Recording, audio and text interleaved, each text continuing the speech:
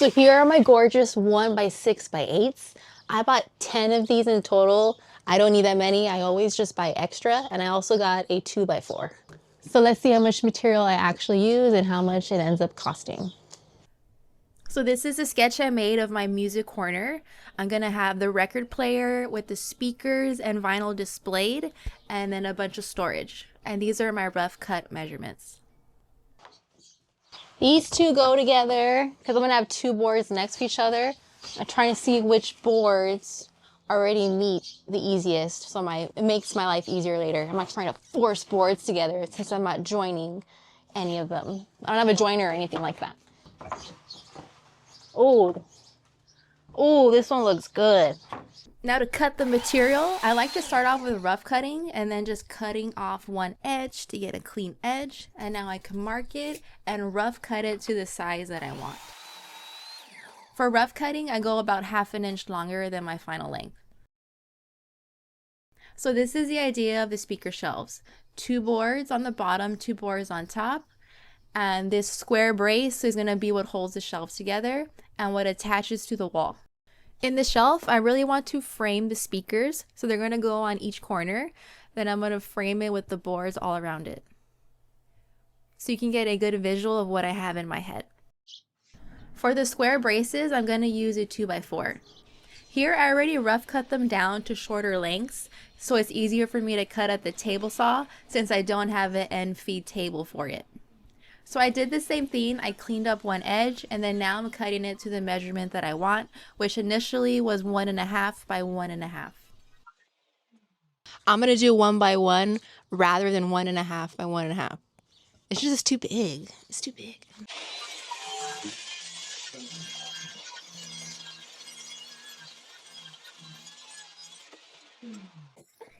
I set up my stop block, and now I can cut everything to final length.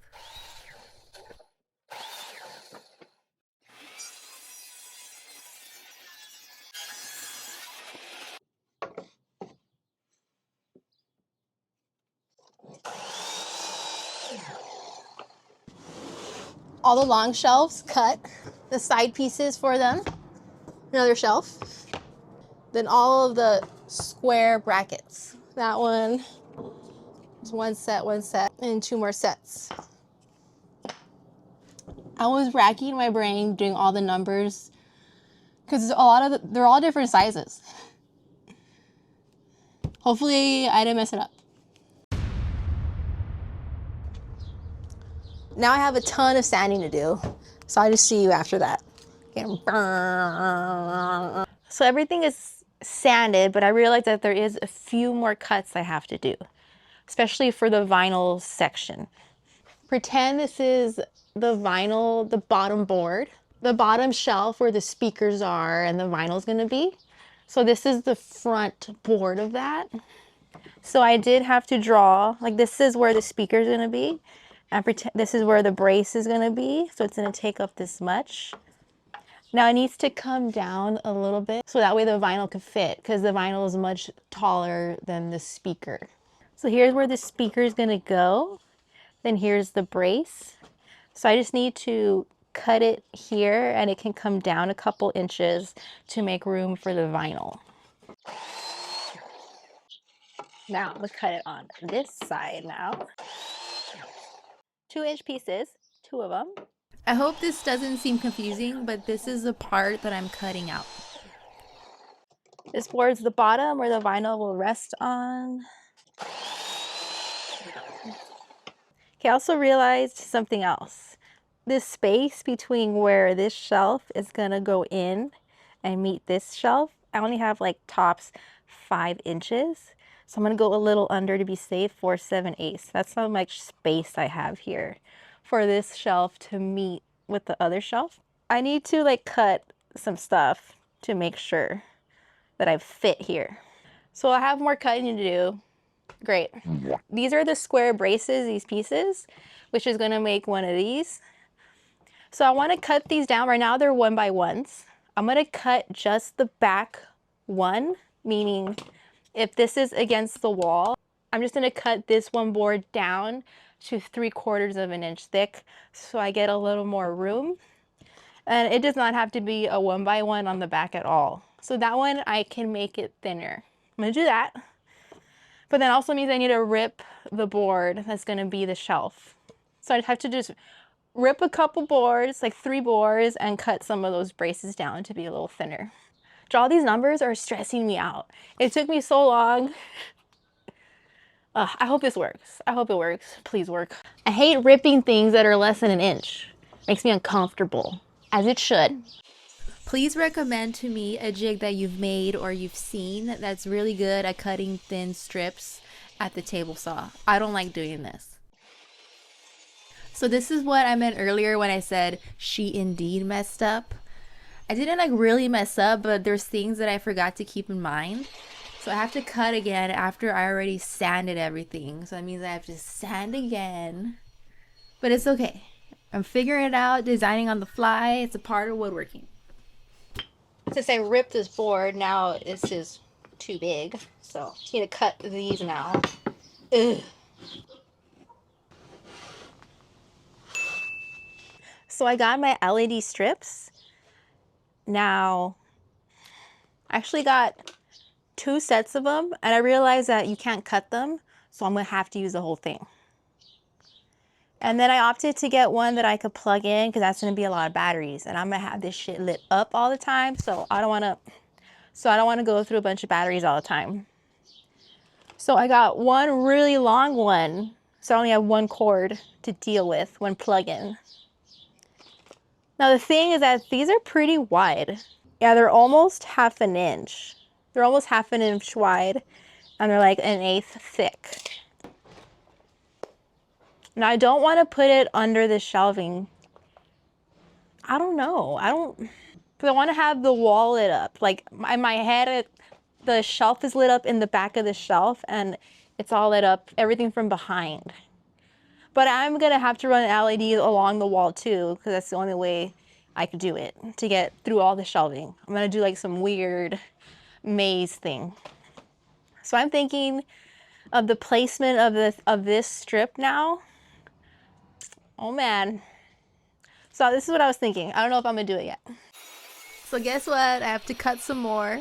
I'm just cutting like the width of the LED strip so that it could fit behind the boards when they're installed. Got all my wood pieces laid out, nice and neat and organized. Pre-stain. God, I hope this goes well. I hope this looks good. I'm very happy to say that this all came out very well. I'm very happy with this dark walnut color because I wanted to match the record player cabinet. I've already glued most of these together. Let's just do one right now. Whatever's prettiest is gonna be the face. Okay. Boom.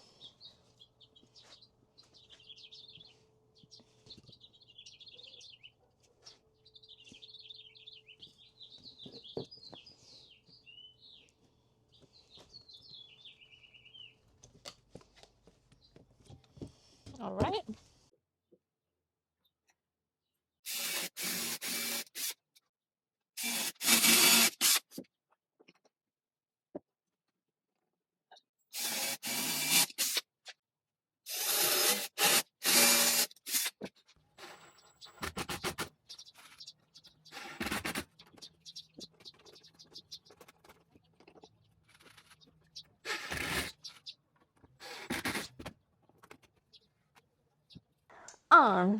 Now taking everything inside, this is a corner where I want to install the shelves.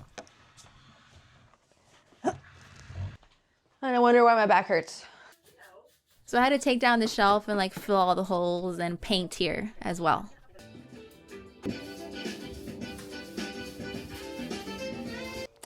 It's assembly time. Dude, I'm hella nervous for this part because I'm about to drill so many holes into this wall. So, okay, let's just do it. So to start, I have this block to be my spacer from the end of the corner to where my first brace is gonna be, just to make it easier for myself.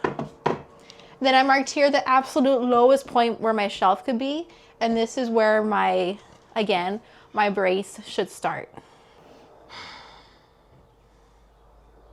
Let's just do it. Also got some really good drywall anchors. Well, they better be. Not that plastic stuff.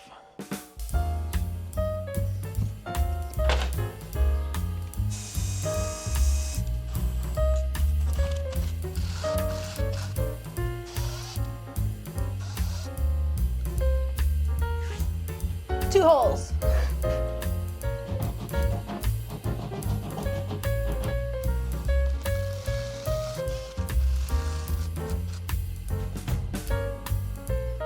This doesn't feel secure. Looking at this now as I'm editing this, the way I chose to assemble and install the shelves is probably like the hardest way to do it. What I should have done was assemble the shelves ahead of time and then brought it inside to install it to the wall. Oh, there's one. Oh my god.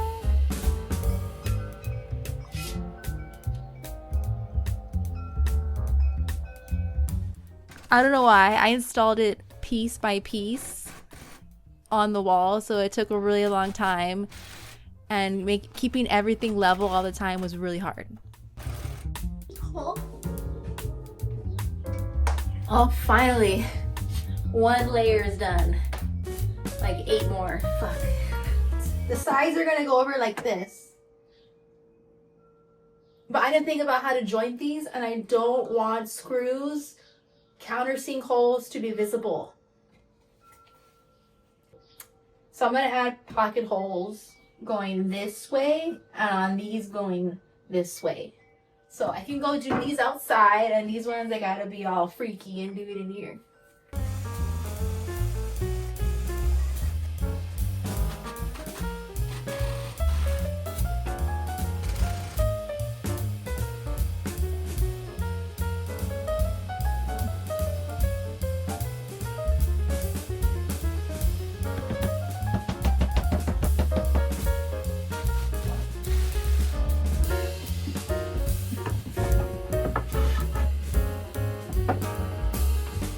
Last final shelf. This one I assembled ahead of time, so it's a lot easier for me.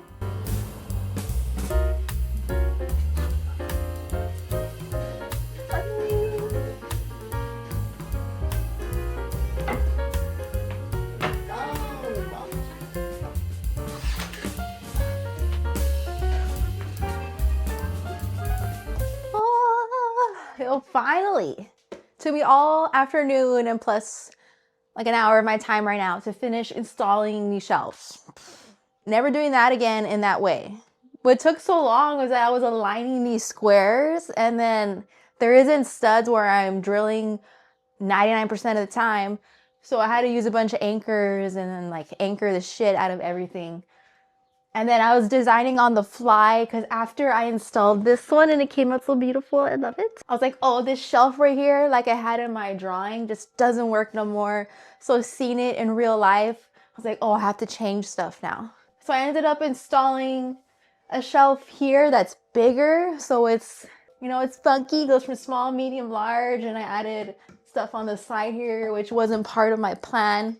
But I feel like this came out way better than I could have hoped. So hopefully the lights go well now. I just got to install the lights. These are the lights that I have. I will link it, but I don't know how great they are. It's my first time using this brand. So this is a light. It came with 2 of the ropes, so I can connect another one there. It came with tape and clips. I'm gonna use all this because it needs to stay. And I don't know how great this tape is. And I also have my own double-sided tape if necessary. So hopefully this goes well. I'm applying the tape that it came with to the flat side of the LED strip, which I will find out shortly that this is incorrect. I've installed the entire roll on the wrong side of the strip. Ugh. I do have to say that the tape that it came with works really well. It's like this jelly kind of tape, so it sticks to anything that you put it on. And I wanted to run the strips, like I said earlier, behind the shelf, so I had to work it through the shelf as I went. Now I was going around the corners and I noticed that they are installed wrong. You know what I just realized as I started putting this up? I'm like, damn, this isn't taking corners well. And this whole rope light's made to do designs. I'm like, what the hell? It's supposed to be installed like with the narrow side against the wall, not the flat side. Oh my God. I already put the tape all over this, so I just have to commit now to putting it on the flat side. Oh well. Oh well, what can I do? New roll. I'm gonna put the tape on the correct side so I can actually get some cool angles, and I have an idea for the second half.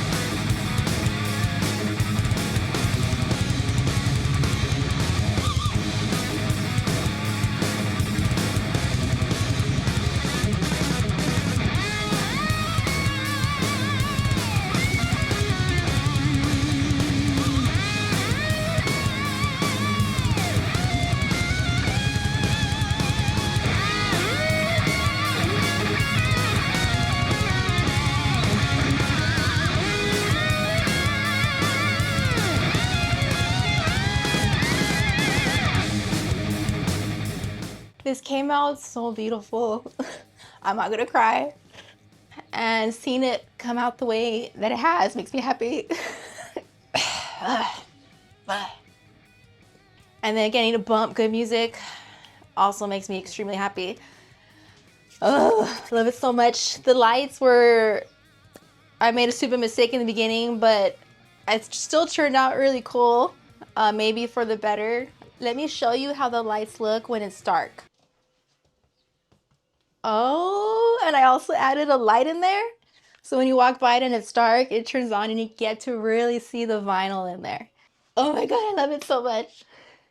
This little night light is actually, it's just a night light. It's a motion sensor night light. And I had an extra one and I'm like, perfect, perfect. So thank you for watching. I hope you enjoyed the video and I hope you like this build. I'll see you in the next video. Now I need to bump some scorpions.